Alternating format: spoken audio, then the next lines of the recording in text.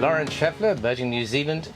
Today we're sitting on Masquerade. She's a 42-foot Corsair Mark 1, 1976, and she's enjoyed a major refurbishment courtesy of Bartlett Marine up in the Bay of Islands. And we've taken the opportunity to speak to Trevor Harbrow. He's the owner of the vessel. So Trevor, this is one of the original Corsair Mark 1s as I understand it. Was that affecting your decision to buy the boat and with a view to refurbishing it one day? Yes, we were looking at more of a boating, fishing type of vessel, and this came along, and it was a good Kiwiana boat with good pedigree and good history, and we decided that this would be good for our family. You knew when you bought it that she was obviously in a very different state then, but you had a clear idea that what you wanted to do with it and how you were going to change her?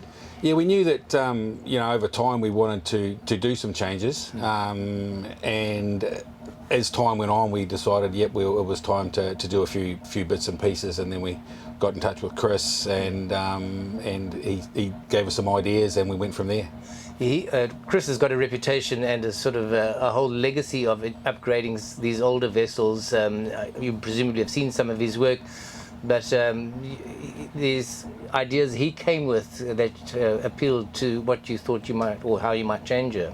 Yeah, definitely. Well, Chris sort of came up with the plan and said, look, this is what we could do. Drew it all up, and we were very happy with what he decided, and we were happy to go with a lot of his advice. Yeah.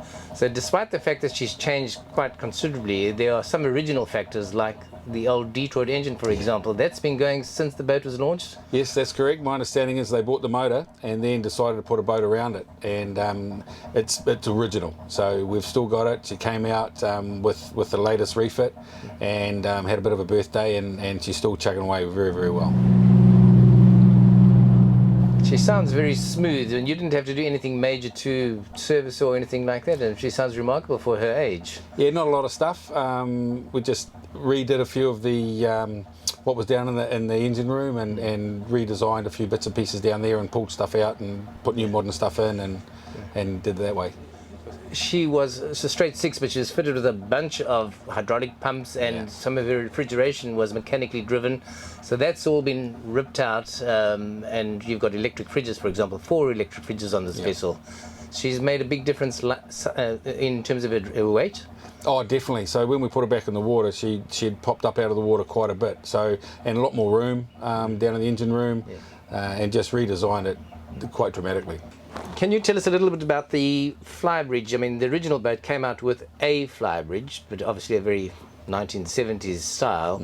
This is radically different to that. This has given you heaps more room. How did that? Is that again a collaboration with Chris in doing that? Yeah, we knew we wanted to use the whole top deck because it was wasted room up there with the old flybridge. It was only using half of that area, and we like being up in the flybridge, and we decided we wanted to use that whole, or utilise that whole area. And Chris came up with a design, and as you can see, we've got surround seating up there, and it's very social up there now, and that's where everyone sort of gravitates to when we're cruising. Before it was just me sitting up there and everyone else downstairs, but now everyone sort of comes up in the flybridge in quite a social area.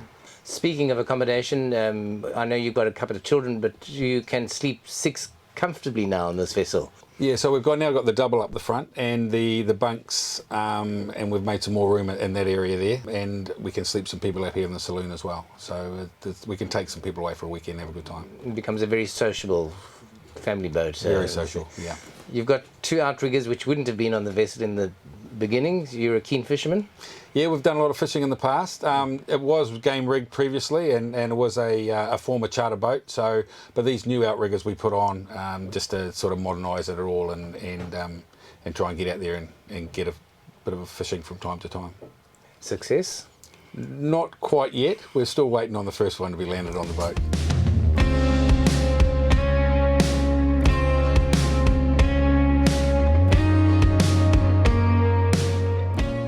Chris, this is yet another example of a remarkable transformation, something that you seem to specialise in. What is it about these old boats that draws you to them, I suppose? I get something out of doing up an old boat rather than building a new one. For me, I guess it gives that boat an identity of its own. rather than it being another cab off the rank. It becomes a boat that's recognisable and been reborn and but sustainable maybe. This is what, the third Corsair you've done? You've done a couple before? I've done, I think, 3 Corsairs. Are they all the same in terms of what you do with them, or they're all different? Everyone's different. That's what I always say to people. We start with a clean sheet of paper. Yeah.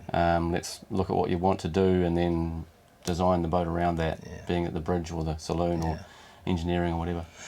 Other modern features which you would never have found on the boat originally is something like the bow thruster. Is that a relatively easy installation to do on a boat of this vintage? Yeah, they're usually fairly easy. Every boat's different, but of course it's fairly easy, and they're a great way of getting good manoeuvrability, especially out of a single engine boat. Yeah. What did you do in terms of the saloon area that we're sitting in at the moment? We started again completely in here. The seating areas that you see now were configured completely differently. The galley was an older, much more busy area that didn't have the U-shape that this has got. So yeah, again, we started with a clean sheet of paper. And the boat was rewired completely? Total rewire, total electronics package, refrigeration. Yeah, it was a serious job. And I think one of the most interesting things for me is that you've decided the battery package, for example, you've put lithium-ion batteries in here, which most people are still running AGMs or gels or whatever it is, but the advantages of going lithium, what were they? Recommendation, really.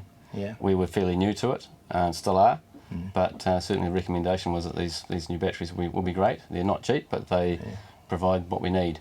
Yeah, a different set of rules. Well, in a boat like this too, if you spend a bit of time in the evening, a bit of power gets used with the stereo and whatever, and the batteries can get a good hit that evening, and then they can take that knock and then back up the next morning. Cockpit, is that much the same, or did you change anything there? We changed a lot of that 2 years ago. The teak's original, but the layout of it is the same, just modernised a little bit and fresh paint. And, I like your saloon table very much, and I was intrigued as what I imagined was inlay, but you're saying it's actually teak as well, but it's just on its end grain?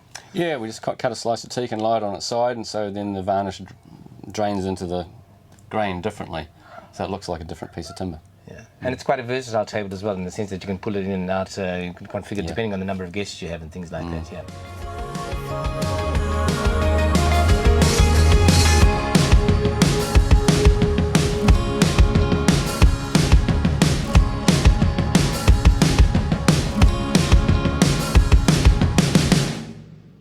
John Ecclestone from Boating New Zealand.